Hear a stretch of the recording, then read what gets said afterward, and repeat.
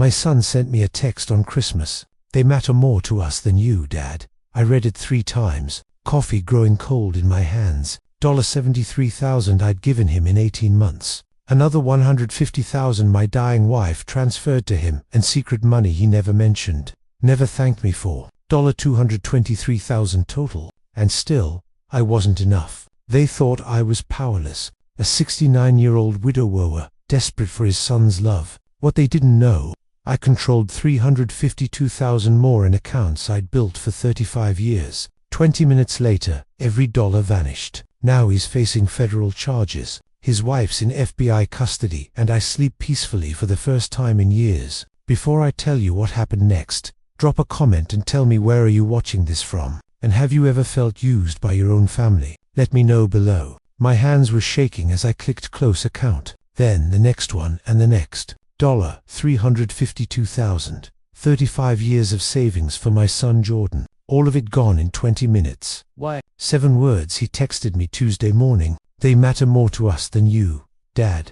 I'm David Morrison, 69 years old, from Madison, Wisconsin. I thought I knew my son. I was wrong. This is what happened when I finally learned to say no. That Tuesday morning started like any other. I sat on my front porch, coffee in hand, looking out over Lake Maud, through December's bitter cold. At 69, my life should have been about quiet retirement, simple peace. But then my phone buzzed. A text from Jordan. The message glowed on the screen, cold and brutal. Don't wait up for us this Christmas, Dad. Melissa and I are going to her parents in Arizona. They matter more to us than you do. We'll catch up with you next year sometime. My chest tightened. I read it again, then again. 29 words. But really, it was those 7 in the middle that hit like a punch. They matter more to us than you. A direct statement. You don't matter. I sat there on that cold porch, coffee growing lukewarm, and felt something crack inside me. Not break, just crack. Like ice on the lake when winter first sets in. A memory hit me then. Jordan, at 8 years old. Little League baseball season. Small hands gripping that bat, too tight face, scrunched in concentration. I'd spent hours in our backyard teaching him. Keep your eye on the ball, buddy. I told him over and over. Patient, always patient. The day he hit his first home run, his face lit up like the 4th of July. He'd run the bases and jumped straight into my arms. Did you see, Dad? Did you see Jennifer? My wife had been there with her camera capturing everything. That moment of pure joy. A father who'd have done anything for his son. A son who loved his father back. How does that boy become this man? How does unconditional love become those 7 words on a screen? I stood slowly. The lake stretched out before me, gray and endless under December clouds. I walked back inside, letting the screen door bang shut. The house felt too big, too quiet. It had been that way since Jennifer died 3 years ago. But this was a different kind of empty. I sat at my kitchen table, the same table where Jennifer and I had shared breakfast for 42 years. The same table where Jordan had done his homework, where we'd celebrated birthdays, where we'd become a family. Now I sat here alone, staring at words that somehow erased all of that. They matter more to us than you do. I read the message again, 4th time, 5th. My coffee sat forgotten, going cold. I couldn't stop looking at those words. When had it started? When did I stop being his father and become an obligation, an inconvenience, a bank account? The December light shifted through the window, cold and pale, just like I felt. I sat at that kitchen table for another hour, my mind reaching back through the years. When had it started? When did my son stop being my son and become this? I remembered Jennifer's funeral 3 years ago. Jordan had broken down at the graveside, tears streaming. I'd put my arm around his shoulders. We still have each other's son. He'd gripped my hand tight. I'll take care of you, Dad, I promise. The irony of that promise burned. Now, after Jennifer died,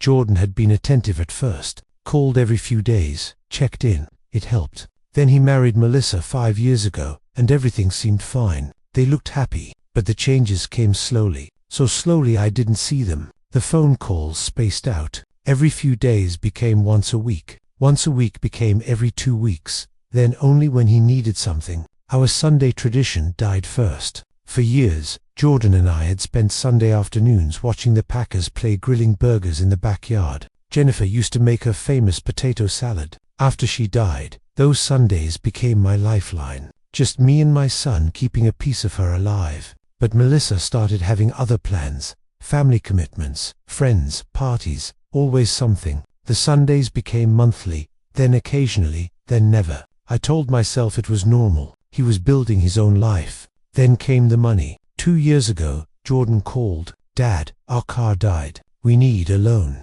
Just $12,000. We'll pay you back. I hesitated. $12,000 wasn't pocket change. Are you sure you need it? We wouldn't ask if we weren't desperate. Dad, I could hear Melissa in the background. Not her words, just her presence. A murmur, a prompt. I transferred the money that day. He never mentioned paying it back. 18 months later, another call. Student loans, $18,000. Then a year ago, the kitchen renovation, $25,000 up front for the contractor. Can I see the plans? I'd asked. It's complicated, Dad. Trust me. I gave him the money. I was never invited to see the finished kitchen. 8 months ago came a text. Not even a phone call. Dad, tax bill hit. Need $8,000 emergency.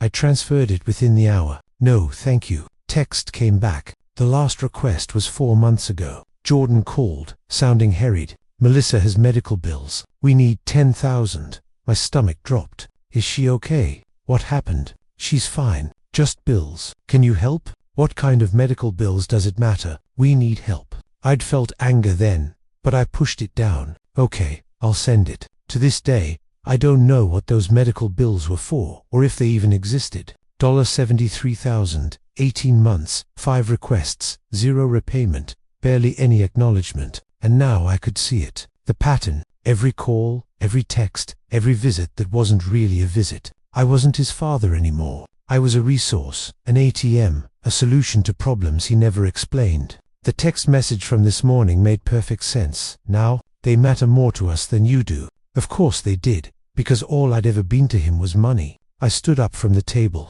The December light had shifted. Almost noon. I'd been sitting there over 2 hours, lost in memories. $73,000, 18 months, and now that text. I walked to my home office. My laptop sat on the desk. I opened it. Enough was enough. It was still Tuesday morning, barely past 10 o'clock. The text had arrived at 7:15. In 3 hours, my world had tilted. Now standing in my home office, I was about to tilt it further. My laptop sat open on the desk. The bank website loaded. My hands hovered over the keyboard, trembling. Am I overreacting? The question whispered through my mind. Is this too harsh? He's my son. But then Jennifer's voice came back. Her deathbed words 2 weeks before she died. Don't let anyone take advantage of your kindness, David. Not even Jordan. I thought she was paranoid. The cancer, the medication making her see threats that weren't there. But she'd seen what I'd refused to see. Another memory surfaced.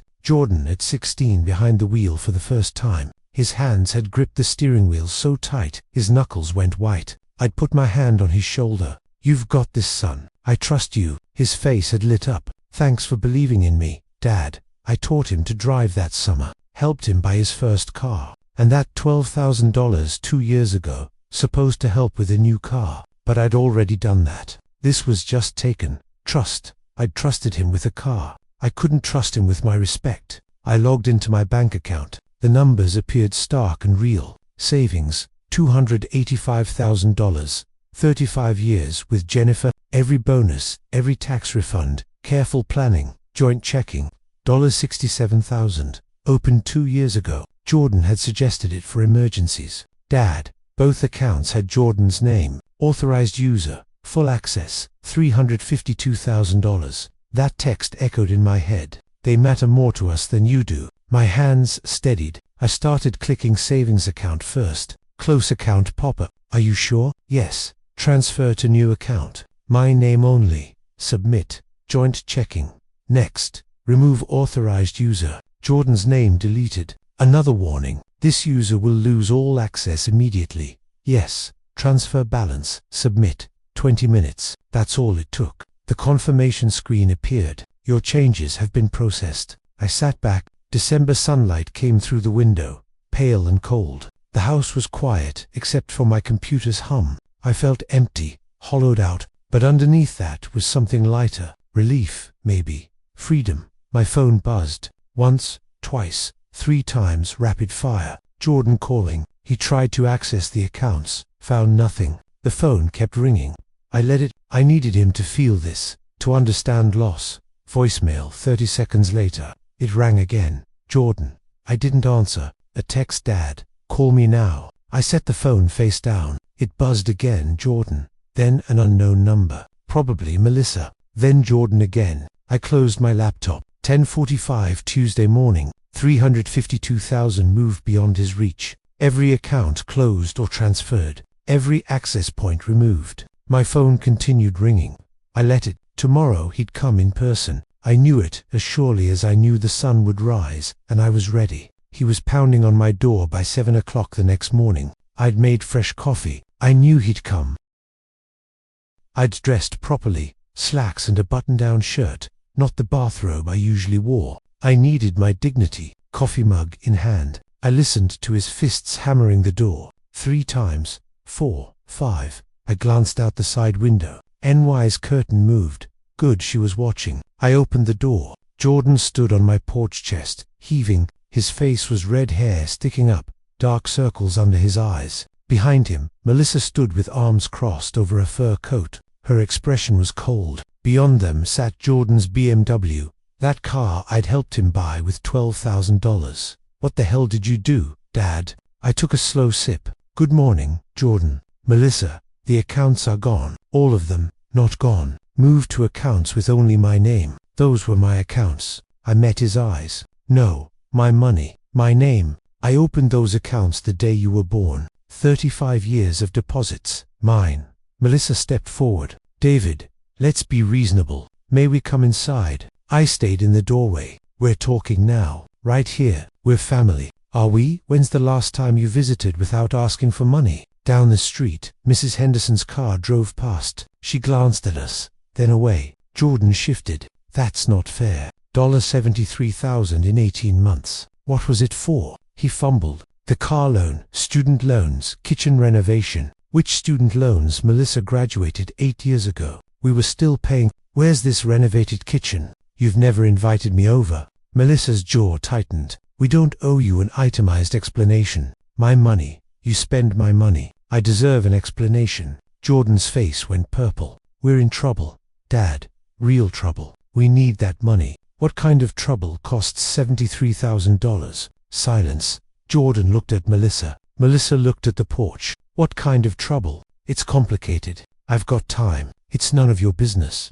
I nodded. Then my money is none of yours. Melissa's eyes narrowed. You're being cruel. Jordan is your only son, and I was his only father until I became an ATM. Jordan flinched. Dad, please. Please what? Give you more money. We don't ignore you. You texted me yesterday. They matter more to us than you do. Your exact words. His mouth opened, closed, nothing. That text was taken out of context, Melissa said. What context makes that acceptable? No answer. This conversation is over. Don't come back until you're ready to explain where $73,000 went. Melissa's smile vanished completely. What remained was something cold and calculating, like ice forming over deep water. You're being selfish, David, she said, her voice stripped of warmth. We're your family. We're the only people you have left. I looked at her steadily. My son is my family. I'm not sure what you are anymore. Her eyes narrowed. I'm his wife, and what I say carries more weight with him than you do. I read the text message. I said quietly. You made that abundantly clear. Jordan stepped forward. Melissa didn't write that. I didn't. I looked at him. Or did she dictate it while you typed? His face flushed, but he didn't answer. That told me everything. Dad, please. His voice cracked. We're in trouble. Real trouble. We need that money. What kind of trouble costs $73,000? Silence. Neither had an answer they were willing to share. That's not your business, Jordan finally shouted. I nodded slowly. Then my money isn't your business either. That's when Jordan snapped. He lunged forward, grabbing my arm hard. His fingers dug into my forearm, and I felt the pressure of real desperation. You need to fix this, he said through gritted teeth. Transfer the money back now. I looked down at his hand on my arm. At 69, I'm not as strong as I used to be. My son is 35, works out, drives a BMW, but I'm still his father, and I wasn't raised to back down when threatened. Let go, I said quietly. He squeezed harder. Not until you agree. Something inside me hardened. Maybe it was old Midwest pride. Maybe it was simply knowing that if I gave in now, I'd never stop giving in. Let go. My voice came out low and firm. The voice I'd used when he was 16 and came home drunk. The voice that meant I was done negotiating. Jordan's hand trembled, but stayed locked on my arm. Let go, I said one more time. Or, I'm calling the police. Melissa laughed. You'd really call the cops on your own son? I looked Jordan straight in the eye. If he's assaulting me, yes, I will. The word assault seemed to shock him. His eyes widened. His grip loosened. He looked down at his own hand like it belonged to someone else, then released me, suddenly stumbling backward. I wasn't trying to. I raised you better than this. Jordan, don't. His voice broke. Your mother would be ashamed. Don't you bring Mum into this. You don't have the right. I have every right, I said, my voice rising. Your mother died still protecting you,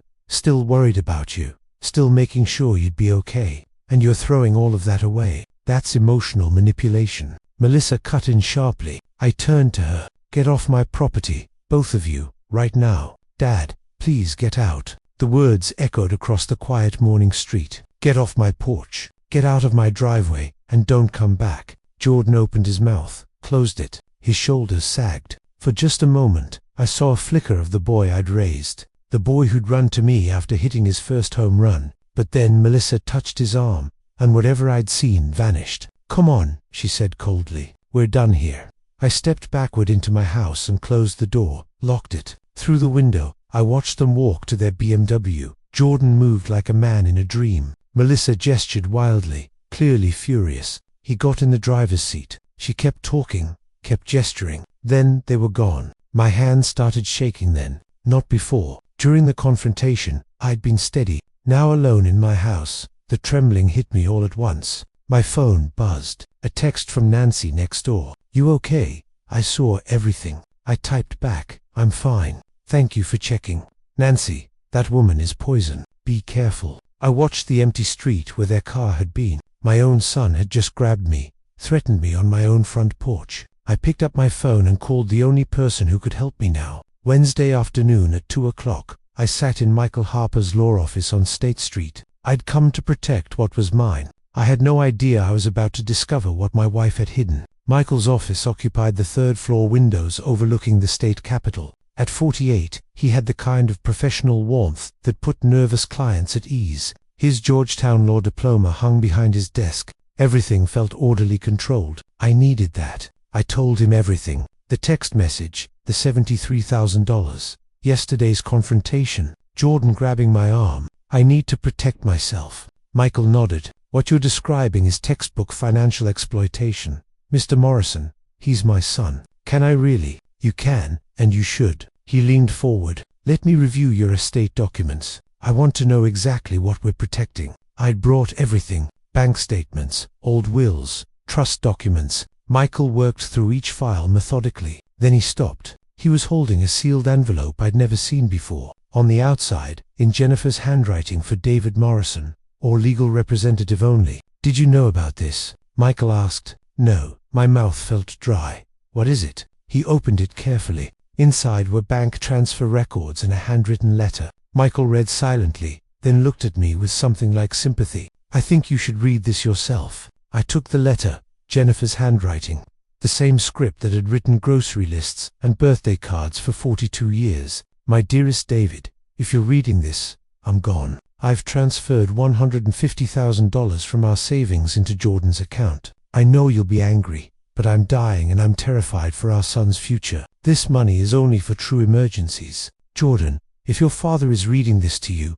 use this money wisely. It represents 40 years of your father's hard work. Don't tell him about this unless you absolutely must. I love you both, Mom. The letter was dated 2 weeks before Jennifer died, 3 years ago. I stared at the paper. My hands were completely still, the way they get when shock runs too deep for trembling. She gave him $150,000. 3 years ago, yes, Michael said gently. He never told me. Not once. The math assembled itself with brutal clarity. $150,000 from Jennifer, $73,000 from me, $223,000 total. And he still kept asking for more. I read the letter again. My dying wife had given our son $150,000, and Jordan had never mentioned it, never thanked me, never acknowledged his dying mother's gift. He just kept taking. Only for true emergencies, I read aloud. Car repairs aren't emergencies. Kitchen renovations aren't emergencies. My voice sounded flat. He had $150,000 and still asked me for more. I looked at Michael. I want to change my will, everything. I want Jordan's name removed from every document. Michael nodded. We can do that today. I'm not upset. I met his eyes. I'm done. I stayed in Michael Harper's office 20 minutes after reading Jennifer's letter. Downtown Madison traffic hummed below, but inside this room, time had stopped. Michael handed me a tissue.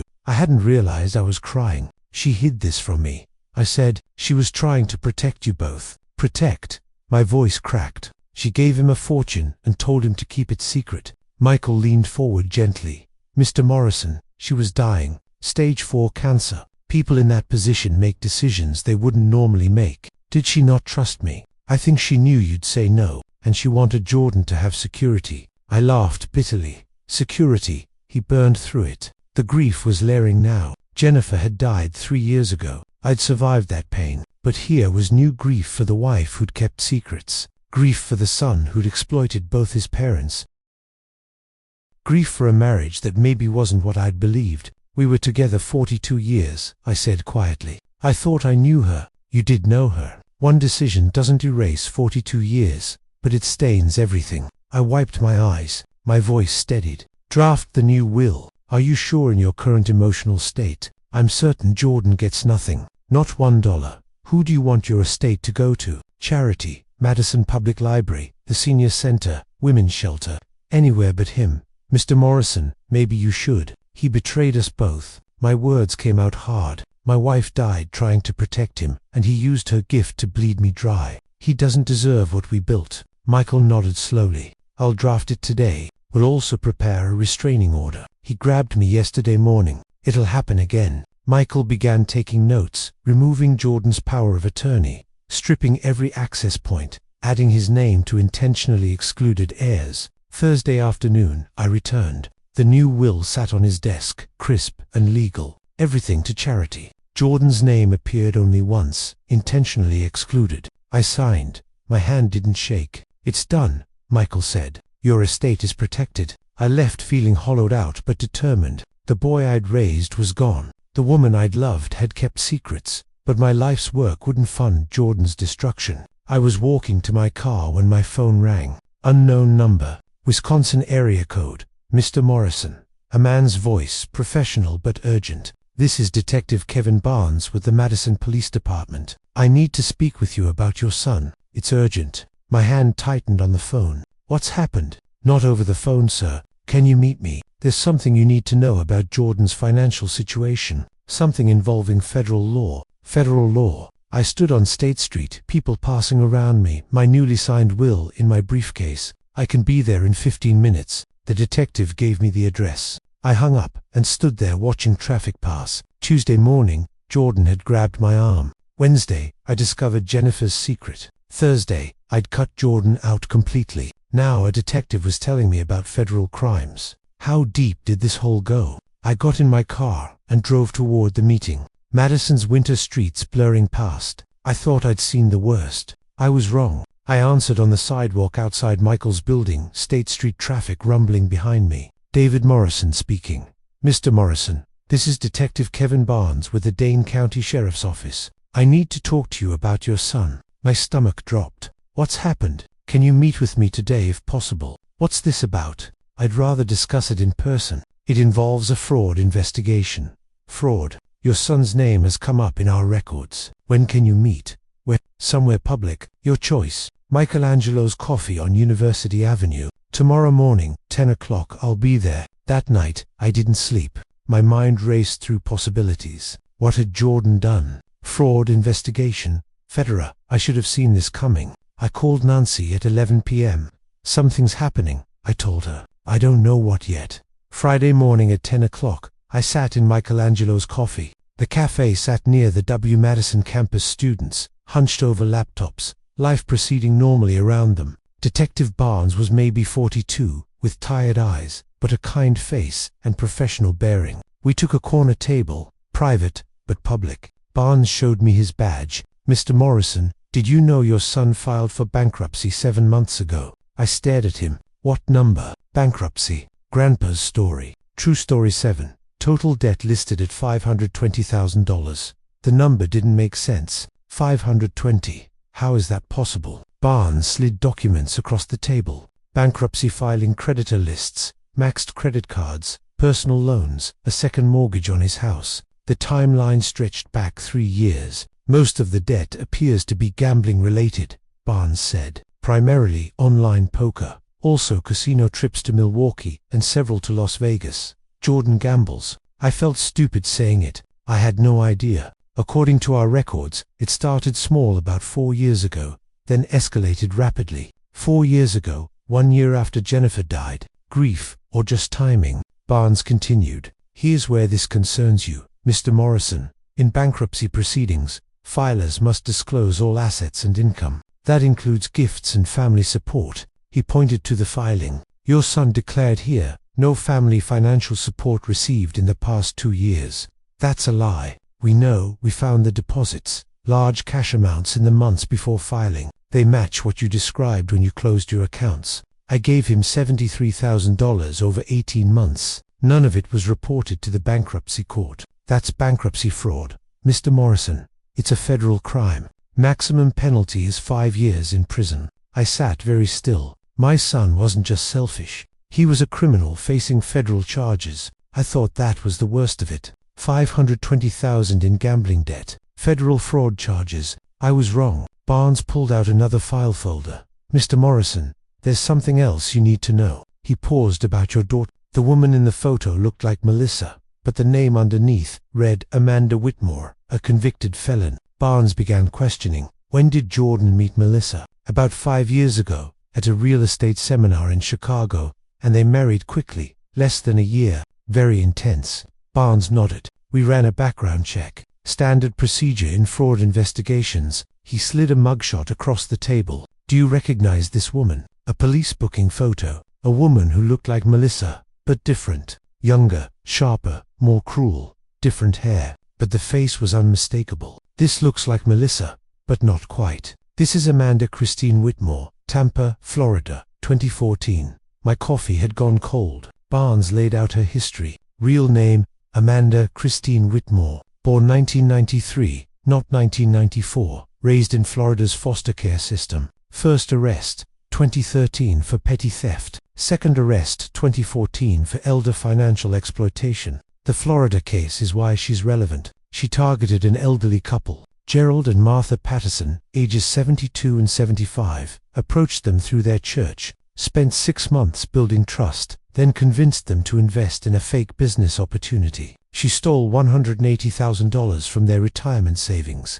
$180,000, the same number Jennifer had given Jordan. She was sentenced to 3 years, served 18 months early release for good behavior. When she was released in 2016, she legally changed her name to Melissa Ann Carter, moved to Chicago, built an entirely new identity, college degree, marketing, professional references, all fabricated. 1 year later, she accidentally met Jordan at that real estate seminar. The seminar had a public attendee list online. We have evidence she researched it beforehand. Barnes pulled out more documents, printouts from Melissa's laptop, Google searches for David Morrison, Madison, Wisconsin, Jennifer's obituary, the funeral home website, Jordan's Facebook posts mentioning inheritance and Mom's estate. She researched us extensively. There's a folder on her computer titled Project Morrison. Your financial information, property records, estimated net worth. Jesus Christ. The FBI is involved. Interstate fraud, identity fraud, organized scheme. They found at least 3 other victims in different states. Same pattern. She targets men with elderly, wealthy parents. There's one more thing about Karen Martinez, Melissa's mother. Barnes shook his head. Her real name is Patricia Simmons, a crowd actress from Phoenix. Melissa hired her to play mother at the wedding and family gatherings. $5,000 total. Miss Simmons is cooperating. She thought it was a weird but well-paid gig. Had no idea it was part of a long-term fraud scheme. The fake mother, an actress hired. My son had married a professional predator, a woman who'd researched us like a hunter, who'd created an entire fake identity, who'd hired someone to play her mother and Jordan victim, accomplice both. He's both, Barnes said. She targeted him, manipulated him, but he also committed bankruptcy fraud. He took your money, knowing what he was doing. The law doesn't care if he was being manipulated. After Barnes left, I sat in my car for 20 minutes, staring at Amanda Christine Whitmore's mug shot, a professional hunter. I needed to talk to someone who could understand this. Nancy opened the door before I could knock. She'd seen my car pull up, seen my face through the window. "Come in," she said. "I'll make tea." Nancy's kitchen was warm and familiar. Harold, her husband, quietly disappeared to give us privacy. She put on a kettle of chamomile. I sat down, wrapping my hands around the warm cup. I told her everything. Jennifer's secret, 150,000 Jordans, 520,000 in bankruptcy debt, the gambling addiction, the federal fraud charges, and now Melissa's real identity. When I finished, Nancy just said, "Oh David, Jesus Christ." She was quiet for a long time, processing. Then, "Poor kid, he was conned. He's 35, Nancy, not a child. But he didn't know. She played him, she played all of us," I said, hearing the bitterness in my voice. "But Jordan still made choices, still lied to me, still sent that text message." Nancy looked at me carefully. "Does it change how you feel, knowing he was manipulated?" I was quiet for a long time. "Part of me feels sorry for him. He married a predator. She targeted him specifically to get to me." I took a sip of tea. "But another part of me thinks he's an adult. He should have seen the signs. He should have protected me, not helped her bleed me dry." Nancy nodded. "Both things are true. He's a victim, but he also made you one." "Exactly. So where does that leave me?" "You protect yourself," Nancy said firmly. "Whether he knew about her past or not, the damage is done." "I keep thinking," I said slowly, "when he discovers who he really married, his world is going to collapse." NY's expression hardened. "He deserves that. He helped create it." I'd felt sympathy, real sympathy. For about 10 minutes in that parking lot, I'd actually wanted to call Jordan, warn him about Melissa, save him from what was coming. "What stopped you?" Nancy asked, reading my thoughts. I remembered the text message, "They matter more than you, Dad. Melissa's a monster." But Jordan wrote those words, or at least he agreed to send them. A memory hit me. Then, Jordan's college graduation from W. Jennifer and I sitting in the bleachers, bursting with pride. At the celebration dinner, I'd raised my glass. "Your mother and I invested in your future because we believe in you." Jordan had stood up young and full of promise. "I won't let you down." The investment had been wasted. The promise had been shattered. "He's both," I said finally, "victim and perpetrator, manipulated and guilty. And I can feel sorry for him while still protecting myself from him." Nancy squeezed my hand. "That's exactly right." The weekend passed slowly. Saturday felt like a week. Sunday felt longer. I kept staring at the mug shot on my phone. Amanda Christine Whitmore, the woman who'd researched my family like we were a business opportunity, who'd created an entire fake identity, who'd hired someone to play her mother, the woman my son had married without ever really knowing. Monday afternoon, I was pouring coffee when the doorbell rang. The weekend after meeting Detective Barnes passed slowly. Saturday, then Sunday, I barely left the house, my mind circling back to that mugshot, Amanda Whitmore. Monday afternoon, I was making coffee when the doorbell rang. I looked through the peephole. Melissa, alone. She was holding a gift box, smiling. No Jordan in sight. I opened the door but didn't invite her in. I stood in the doorway, my body blocking entry. "Hi, Dad, David," she said. Voice, "I came to apologize. Can I come in?" "No." Her smile faltered slightly. "Oh, well, I brought you a peace offering, your favorite chocolates." She held up the box. I glanced at it. Cheap brand grocery store generic. "How do you know what I like?" "Melissa, you've never asked me." "Well, Jordan told me." "Jordan doesn't know what chocolates I like. Jennifer did." "You're guessing." The sweetness began to crack. "Okay, fine. It's just chocolate. It's the thought that counts, right?" She shifted tactics. "Dad, David, we need to talk about the money. About that text. Jordan feels terrible. Does he, or does he feel terrible because he lost access to my accounts? That's not fair." "What's not fair?" I said coldly, "is using his dead mother's gift as seed money to manipulate my son into bleeding me dry." Melissa froze. "Yes," I continued. "I know about Jennifer's 150,000. Jordan never mentioned it to you, did he?" "That was before I met him." Was it, or did you know about it from the beginning? The mask began dropping completely. You're becoming paranoid, David, and selfish. We need that money. We're in trouble. What kind of trouble, Melissa? Gambling debts, designer clothes. What exactly costs $520,000? Her eyes widened. What did Jordan tell you? Jordan didn't tell me anything. Detective Barnes did. Silence. Melissa's face went cold. The mask was completely gone now. You called the police on us. They called me federal investigation bankruptcy fraud. She took a step back. You don't know what you've done, old man. I know exactly what I'm doing, protecting myself from you, which I should have done 5 years ago. Jordan will never forgive you. I can live with that. Can he live with what you've done to him? What have I done? I'm his wife. I love him. Do you, or do you love what he could provide? Her voice turned venomous. You don't know a damn thing. I know your name isn't Melissa. I know about Tampa. I know about the Pattersons. And I know Karen Martinez isn't your mother. The color drained from her face. Get off my property, I said quietly, and don't ever come back. Melissa threw the chocolate box into the bushes, stormed to her car, and sped away. Nancy called immediately. That woman is a demon, David, a real demon. I agreed. Then I called Michael Harper. I want to file for a restraining order tomorrow morning. I'll have it ready, Michael said. Tuesday morning, I met Michael at the courthouse. We filed the paperwork. The hearing was scheduled for next Monday. That gave them 1 more week. I knew they'd use it. A storm was coming. Both of them would come back together. Wednesday evening, as darkness fell, headlights swept across my living room wall. Wednesday evening, winter cold settling over Maple Bluff. I watched headlights turn into my driveway. Jordan's BMW. They sat in the car for 5 minutes. 2 silhouettes arguing behind fogged windows. Then both doors opened. The moment had arrived. They approached the porch together. Jordan looked exhausted and collapsed. Melissa looked angry and desperate. Dad, please, Jordan said. Just 5 minutes. Let us explain. I stood on the porch, arms crossed. Say it right here. Melissa cut in. Can't we be civilized? Go inside. Sit down. Civilized. I said like that text message. Jordan's head dropped. I shouldn't have said that. I'm sorry. Sorry you said it. Or sorry you got caught. I didn't wait for an answer. I know about the bankruptcy. Jordan, $520,000.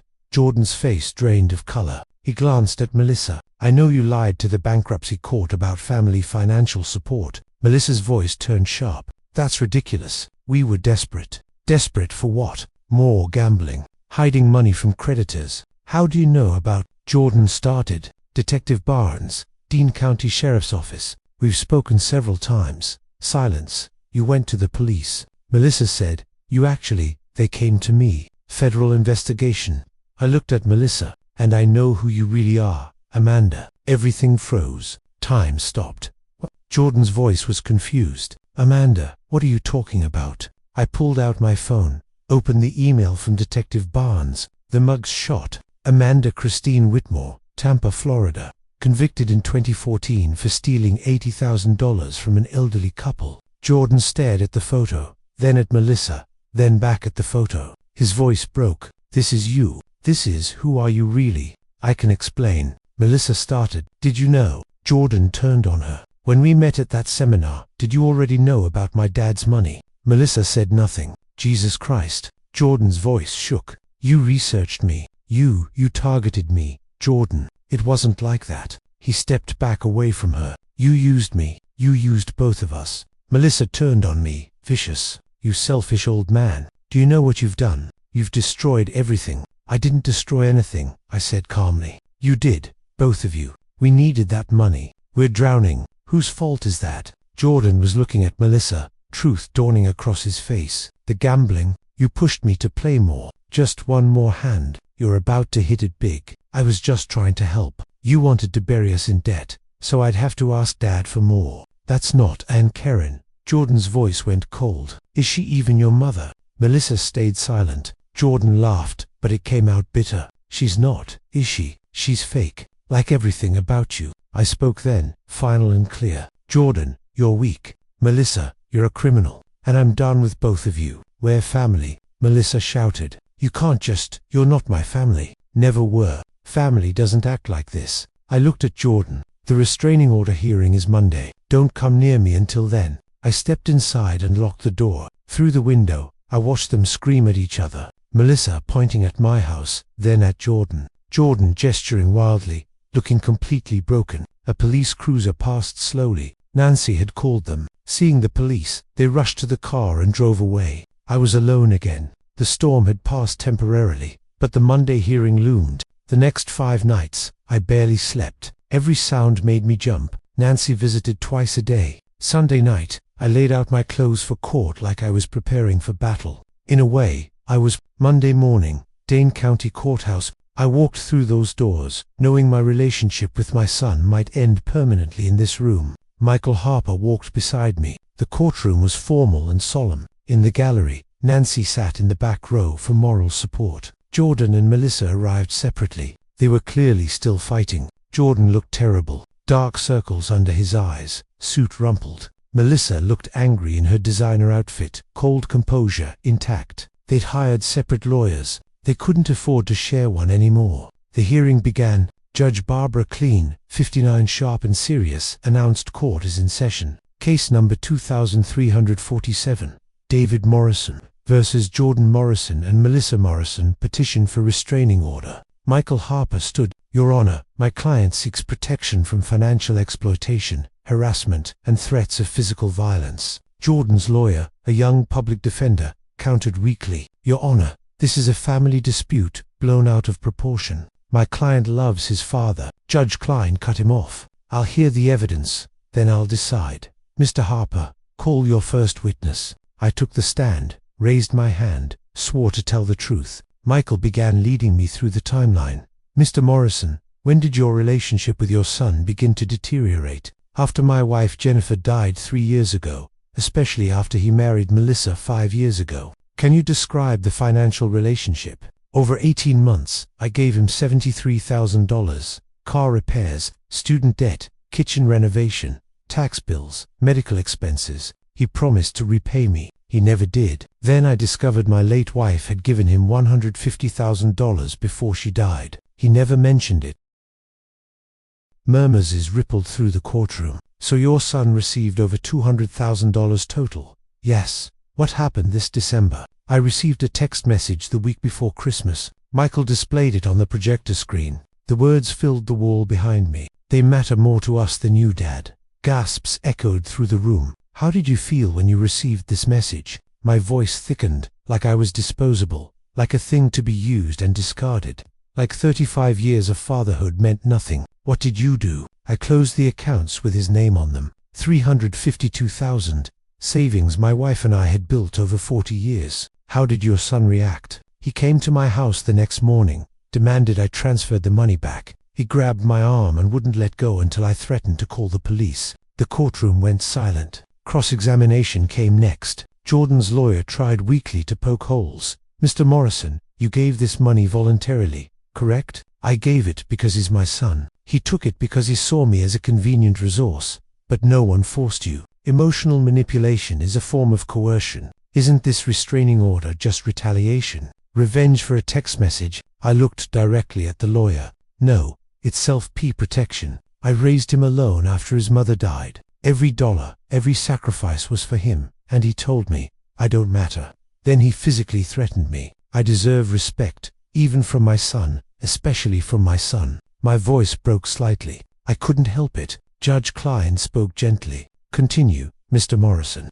I took a breath. I'm 69 years old. I've worked hard my entire life. I love my son more than anything, but he sees me as a bank account. I won't let myself be used anymore. I finished, stepped down. The courtroom held its breath. Judge Klein reviewed her notes. Then she looked up at Melissa. Mrs. Morrison, I want to hear your response to these allegations. Melissa stood, smoothed her skirt, cold confidence radiating from her. Michael Harper stood as well. Your Honor, he said clearly, before Mrs. Morrison speaks, there's something the court needs to know. Melissa stood, smoothed her skirt, composed. She glanced at her lawyer, received an encouraging nod. She opened her mouth to speak. Your Honor, Michael Harper said, I apologize for the interruption, but before Mrs. Morrison testifies, there's critical information about her credibility this court needs to hear.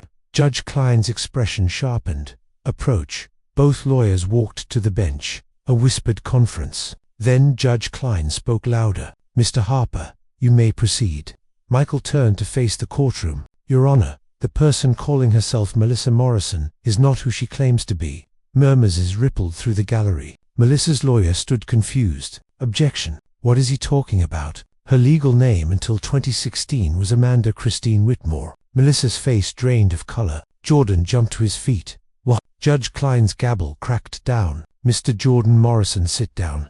"Mr. Harper, continue." Michael pulled out documents. Criminal record from Florida, convicted in 2014 for elder financial exploitation. Victims were an elderly couple. Amount stolen $180,000. He distributed copies to the judge opposing counsel. The court clerk. Melissa's lawyer flipped through them, face showing genuine shock. "Your Honor, I had no knowledge of this." Michael continued. "Miss Whitmore served 18 months, released in 2016, immediately changed her name to Melissa Ann Carter. 1 year later, she met my client's son. He presented more evidence, name change documents, the seminar attendee list where she'd accidentally met Jordan, Google search data from her laptop, searches for David Morrison, Jennifer's obituary saved, a folder titled Project Morrison." Judge Klein reviewed the evidence carefully. Then she looked at Melissa. "Ms. Whitmore, you were convicted of defrauding an elderly couple in Florida." Melissa stammered, "That was I served my time.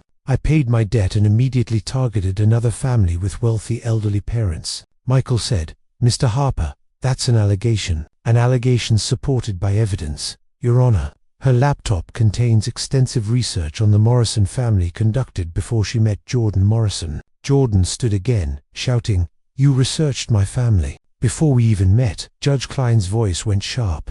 "Mr. Morrison, sit down now, or I will have you removed." Jordan sat, put his head in his hands. "Your Honor," Michael said, "the FBI is investigating Ms. Whitmore for similar fraud schemes across multiple states." Judge Klein looked at the gallery. 2 men in suits stood. They held up FBI badges. "Your Honor," one said, "we'd like to detain Miss Whitmore for questioning after this hearing." Melissa saw them. She started moving toward the courtroom doors. "Baff," Judge Klein said coldly, "ensure Miss Whitmore remains in this courtroom." Security stepped in front of the exits. Melissa turned on me, snarling, "This is all your fault. You did this, Ms. Whitmore."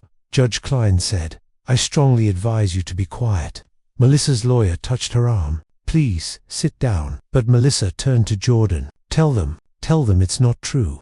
Jordan didn't look at her. His voice came out hollow. "I can't, because I don't know what's true anymore." Judge Klein spoke clearly. "Baff detained Miss Whitmore for FBI questioning. You can't do this." Melissa screamed, "I have rights." The bailiff approached with handcuffs. Melissa struggled, still screaming, "David Morrison, you will regret this. You're destroying your son's life." They handcuffed her, led her toward the door. Her screams echoed down the courthouse hallway. Jordan, don't let them." The door closed. Deadly silence filled the courtroom. The gallery murmured. Judge Klein banged her gavel for order, and Jordan sat collapsed at his table head, buried in his hands, his entire world falling apart, just like he'd done to mine. With Melissa gone, the courtroom was quieter. Jordan sat frozen at his table, his lawyer whispering urgently. Judge Klein reviewed her notes, face expressionless. "Mr. Jordan Morrison, stand up." Jordan stood. His legs shook.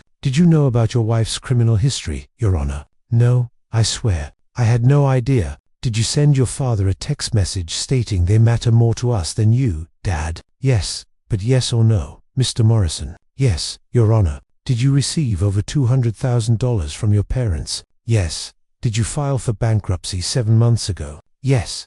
"Did you disclose that family financial support in your bankruptcy filing?" A long tense silence. "No, Your Honor." "You understand that's bankruptcy fraud, a federal crime?" Yes, I understand that now." Judge Klein looked at him steadily. "Do you have anything to say to your father?" Jordan turned to me. Tears streamed down his face. "Dad, I'm so sorry. I destroyed everything. I'm a gambling addict." Melissa pushed me, but every choice was mine. "I lied. I betrayed you. I betrayed Mom's memory." He was sobbing. "I sent that text because I was desperate and ashamed." Melissa said, "Your feelings mattered less than our survival." "I was wrong, completely wrong." His voice broke. "I love you. I know I destroyed that love. I'm just so sorry." I looked at him. My face showed nothing. My heart felt nothing. Judge Klein spoke. I've heard enough. The evidence is overwhelming. This court finds Mr. David Morrison has full grounds for protection. The gavel came down hard. Restraining order granted. Jordan Morrison and Amanda Whitmore must maintain 150 feet from Mr. David Morrison, his residence and workplace for 1 year. Jordan collapsed into his chair. Any violation will result in immediate arrest. Clear, Mr. Morrison. Yes, Your Honor. Barely audible. Court is adjourned. The final gavel fell. Michael and I walked out. Nancy waited in the hallway. She hugged me tight. Detective Barnes approached. Michael shook my hand. You did the right thing, Michael said. How do you feel? Nancy asked. Like I can breathe again. A memory hit me. The last good Christmas 2 years ago. Jennifer was alive, though weak from cancer. Jordan carved the turkey, laughing. Melissa was sweet and attentive. All performance. Jennifer had said, this is what matters most. Family being together.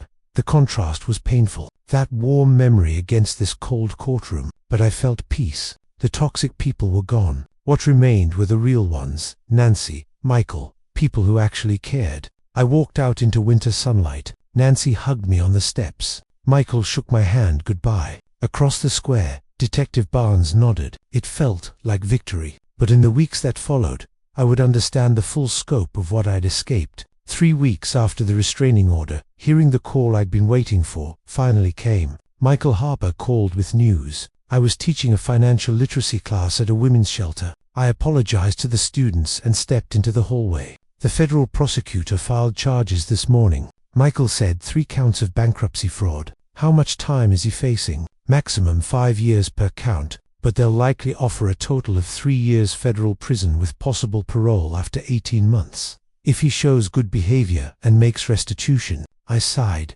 Restitution? He doesn't have correct. Michael paused. There's something else. Melissa is cooperating with prosecutors. What does that mean? She's testifying against Jordan. In exchange, the FBI is offering her a reduced sentence on the fraud charges. I laughed, but it came out bitter. Of course, she always knows how to save herself. She's telling them everything. Jordan's gambling, the money requests, how she coached him on what to say to manipulate you. She's throwing him under the bus to save herself. That same day, Detective Barnes called with an update. The FBI investigation had uncovered a systematic pattern of fraud. Victim 1, 2012, Portland, Oregon. $95,000 stolen from a widower, aged 68. Victim 2, 2014, Tampa, Florida. $180,000 from the Pattersons, the case she'd been convicted for. Victim 3, 2017, St. Louis, Missouri. $125,000 from a divorced father, age 72. Victim 4, 2019, to present Madison, Wisconsin. Me and Jordan. Total amount stolen from all victims over $1.2 million.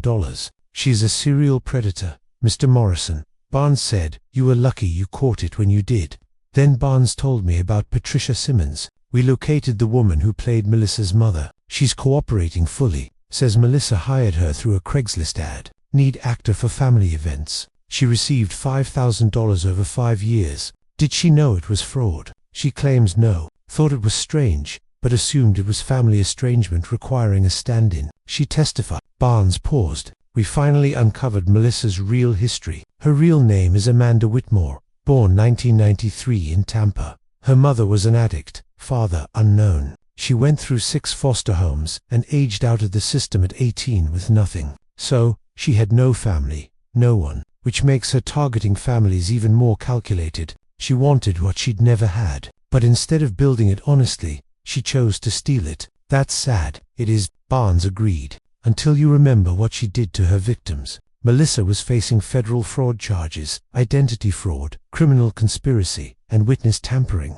12 to 15 years in federal prison. She'd likely serve at least 10 before parole consideration. That evening, I told Nancy about Melissa's background. A part of me feels sorry for her, I said. Foster care, no family, wanting to belong somewhere. And the other part, Nancy asked. The other part reminds me she destroyed many lives, including my son's. My sympathy has limits. Weeks later, I was teaching another financial literacy class when my phone buzzed. A text from Detective Barnes. Guilty, all counts. I stepped into the hallway, read it twice. Jordan, 3 years federal prison. Melissa, 12 years federal prison. Justice had been served, but it felt empty. 2 weeks after the convictions, an envelope arrived at my house. May arrived with warm air and green. Returning to Madison, Lake Mondota thawed. Cherry blossoms bloomed around the state capitol. And then a letter from Dane County Jail. Jordan's handwriting on the envelope. I stared at that envelope for an hour before opening it. Sat at my kitchen table, coffee going cold. A reminder of that December morning. The letter was 7 pages, handwritten, full of emotion. I blame Melissa, but every choice was mine. I lied. I stole your money. I betrayed Mum's memory. He explained the gambling addiction, how it started small after Mum died away to cope with grief, how it spiraled when Melissa encouraged it. She'd say, "Just one more hand. You're about to win big." I thought she believed in me. Really, she was burying us in debt to force me to ask you for more money. I don't expect forgiveness. I just want you to know I finally understand what I did. The letter ended. When you think of me, please try to remember the boy who loved you completely, not the man who hurt you. I understand if you can't. Jordan. I read it 3 times. Put it in my desk drawer. Didn't write back. Nancy visited. You got Jordan's letter. Ah, how do you know? He sent me one, too. Asked me to look after you. Will you write back? Nancy looked at me. I don't know, will you? I shook my head. No. Words are easy in prison. Let's see who he is when he gets out. Forgiveness isn't a switch, Nancy. I can't just flip it because he wrote a moving letter. I know, Nancy said. I'm not saying you should. Maybe in 2 years he'll be a different man. But right now, I'm not ready. Maybe I never will be, and I need to learn to be okay with that. Between May and August, my new life took shape. The book club came first, Nancy insisted. I went, awkward at first being the only man, but Carol Jenkins, Judy Coleman, and the others welcomed me warmly. We discussed novels, shared life stories. They never asked about Jordan. I realized this is what community means. Then Judy's watercolor class on Saturday mornings at the senior center. I thought Midwest men didn't do art. Turns out it brought strange peace. I wasn't good at it, but my soul was calm. I found new purpose teaching monthly financial literacy classes at the women's shelter. My topic, how to recognize financial exploitation. I was turning my pain into something useful,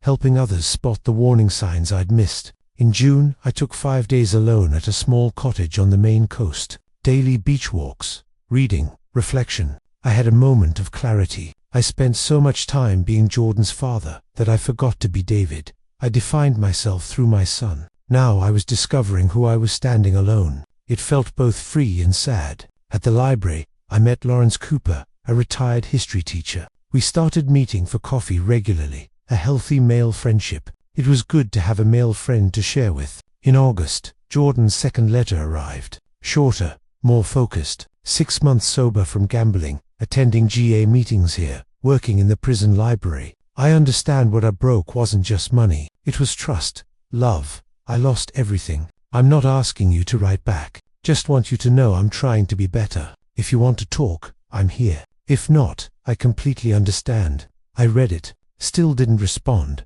but I stored it with the first letter in my drawer. Maybe someday. I was building a full, meaningful life without Jordan. September brought my 70th birthday. Nancy insisted on a party. I didn't want one, but I was glad she'd ignored my objections. September 23rd, my 70th birthday. That morning, Nancy called, "Be at my house at 6 o'clock tonight." No arguments. I arrived expecting a simple dinner. Instead, I walked into a surprise party. My book club friends were there. Carol, Judy, and the others. Harold, Lawrence Cooper, the library volunteers, and the women from my financial literacy class at the shelter. Eyes full of gratitude. Decorations, cake, laughter, filling the room. The gifts were meaningful. Judy gave me a real watercolor set with quality brushes. Carol gave me a mug that read, "World's Most Mediocre Artist." The book club gave me novels they knew I'd love. And the shelter students gave me a handmade card. "Thank you for teaching us to recognize the warning signs." Nancy raised her glass to David, who taught us all what courage looks like.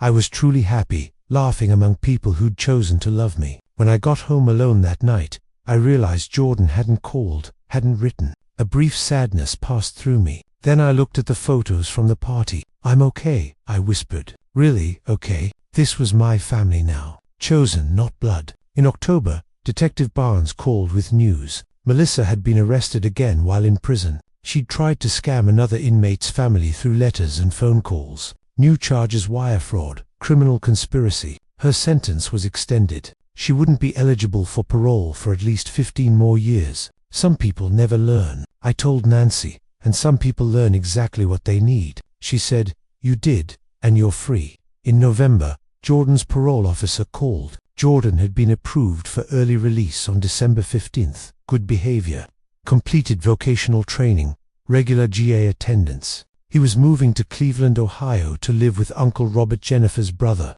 The parole officer added, "He asked permission to write you one final letter. He didn't have to ask, but he wants to respect the spirit of the restraining order, even though it's expiring." "He can write," I said, "but I'm not promising to answer." The letter arrived the first week of December. Short, practical, humble. He told me about his release date, about moving to Cleveland. "I won't come to Madison. I know you don't want to see me." He'd been sober 14 months, completed an electrical course, had a job waiting. "I think about you every day, about Mom, about what I lost. I don't expect forgiveness, but I want you to know I'm trying to become the man you raised just 20 years late. If you want to talk, I'm at this address in Cleveland. If not, I understand. I'll always be grateful you were my father, even though I didn't deserve you. I love you, Dad.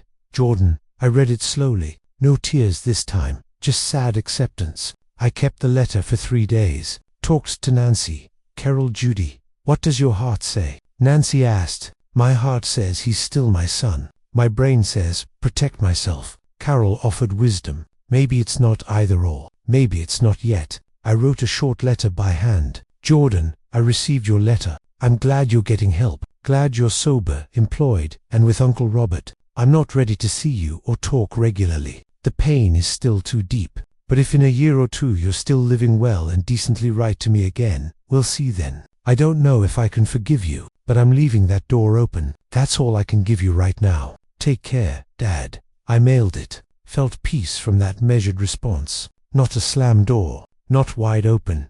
Boundaries. December 25th, exactly 1 year after that brutal text message. I didn't host Christmas at my house. Too many old memories. Nancy and Harold hosted instead. Dinner with me, the book club friends, Lawrence, their families. Not blood relations, but real family. Warmth, laughter, belonging. We had roast beef instead of turkey, changing the old traditions. Nancy pulled me aside. "1 year ago, you were alone. Look at you now. 1 year ago, I lived for people who didn't value me." I said, "Now I live for myself. Are you happy?" "I'm more than happy. I'm free." Later, I walked home through the snowy streets of Madison. Maple Bluff was quiet, Christmas lights twinkling. I passed my house, redecorated now in my own style.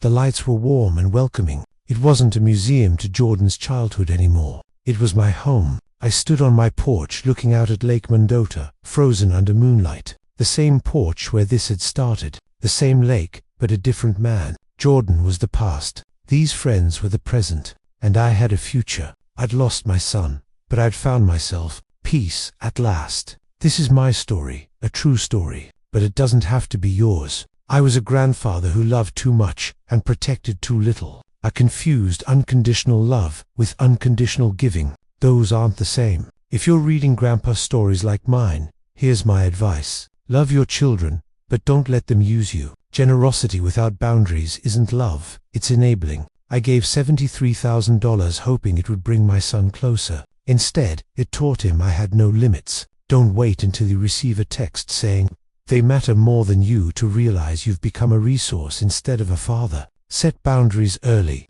This true story taught me that protecting yourself isn't selfish, it's necessary. God gave us wisdom, and part of that wisdom is knowing when to say no. To anyone living their own version of these grandpa stories, you deserve respect. Your sacrifices should be honored, not exploited. I share these grandpa stories and this true story as a warning. Learn from my mistakes. Set boundaries now before it's too late. David Morrison.